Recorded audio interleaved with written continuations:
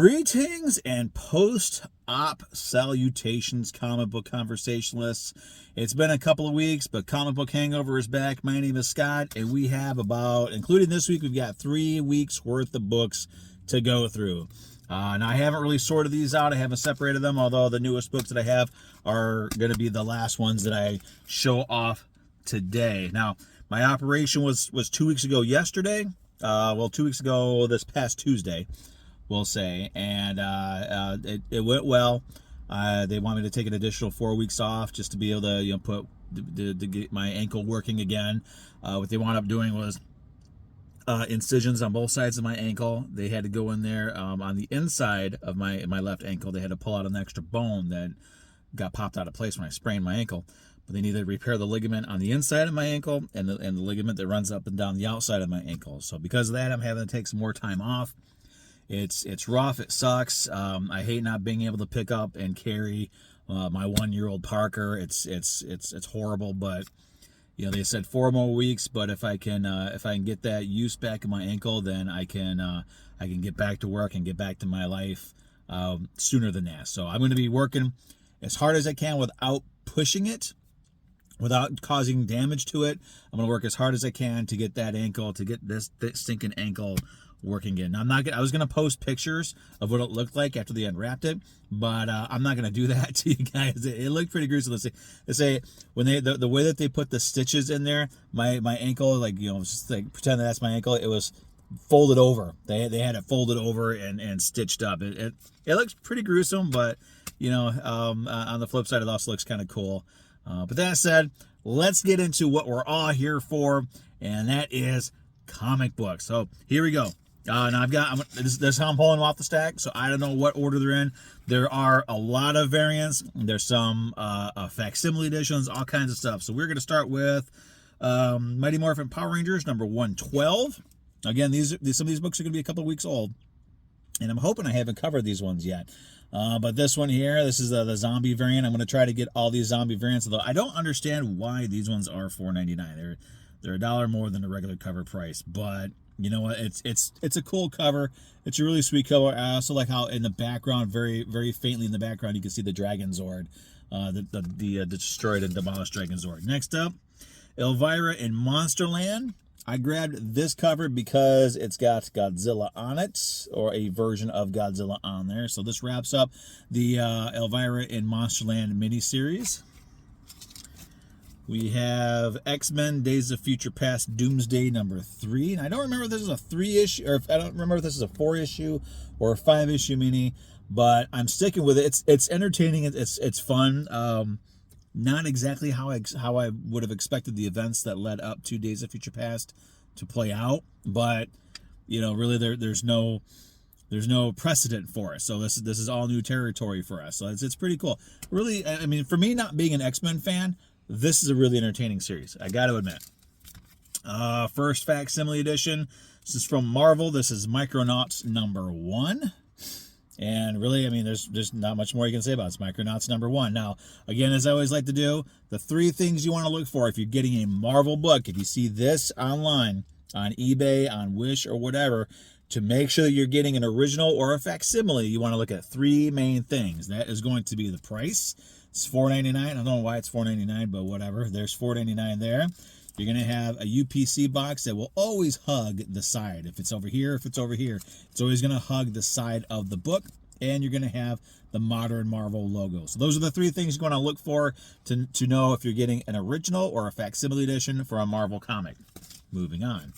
Void Rivals number 4. This book is so much fun. So much fun. I love how every issue they introduce a new character from the Transformers mythos. Now this one came in a couple of weeks ago, so I don't have a problem saying that this one here did reintroduce the character Shockwave, which is really, well, no pun intended, but it was pretty shocking. I really enjoyed it. All right, moving on. Another facsimile edition. I seem like I talked about this one already, but this is Wonder Woman War of the Gods Special Edition, number 3 of 4.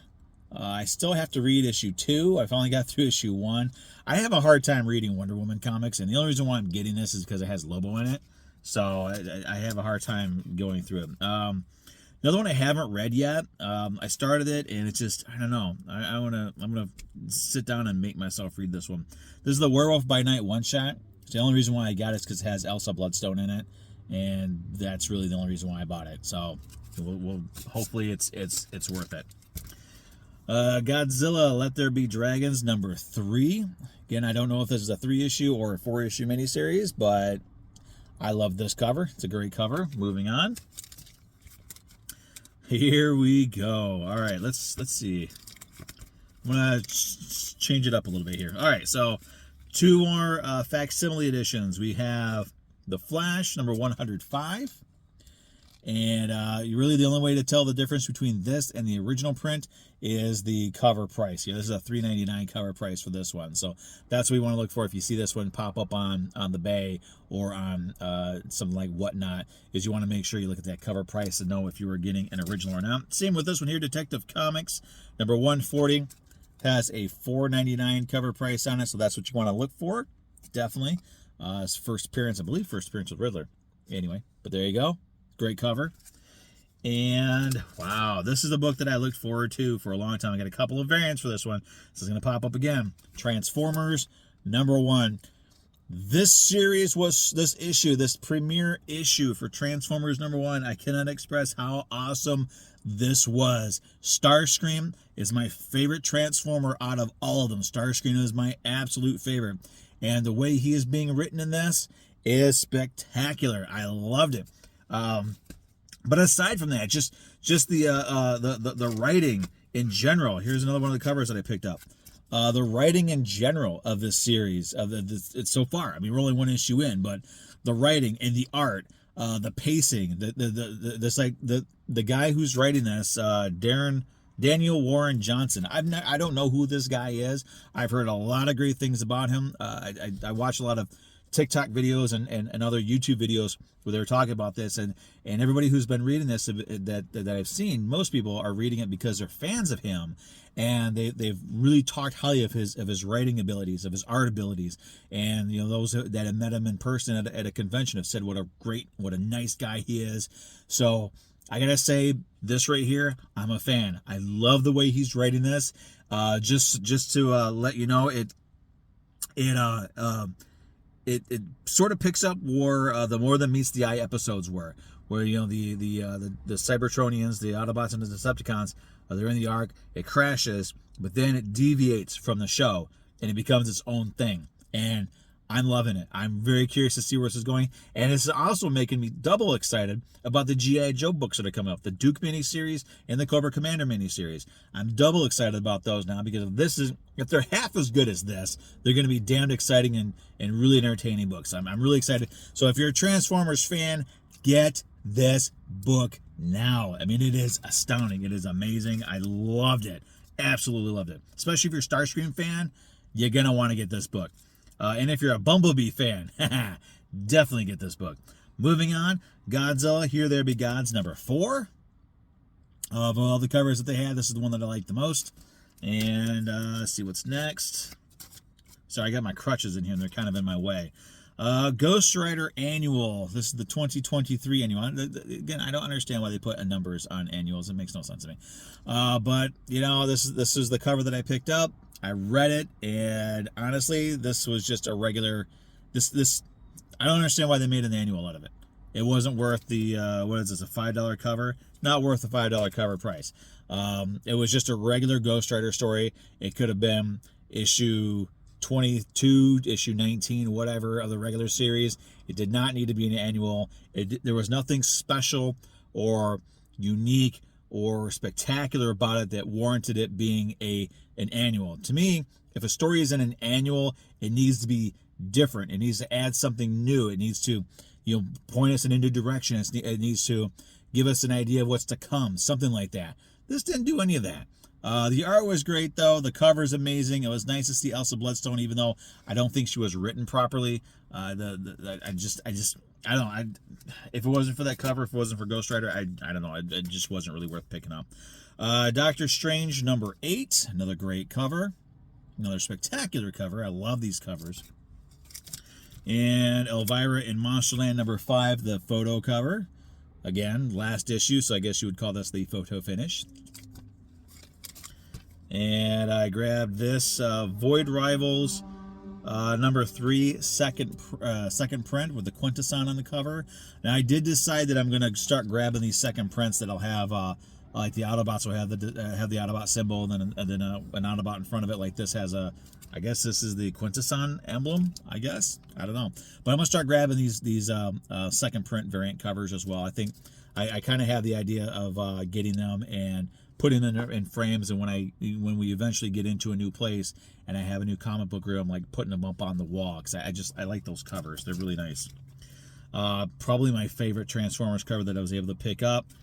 Issue 1, the standard cover, so well done, so amazing. I mean, this right here shows you exactly what this series is going to look like, what the Autobots and what the Decepticons are going to look like. I mean, it's so well done.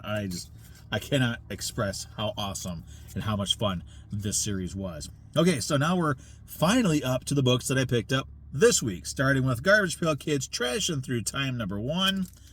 I grabbed 2 covers. This is the one.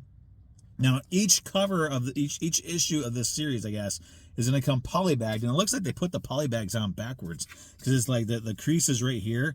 Used to be the creases would be on the back, and then you would have an unobstructed view of the cover.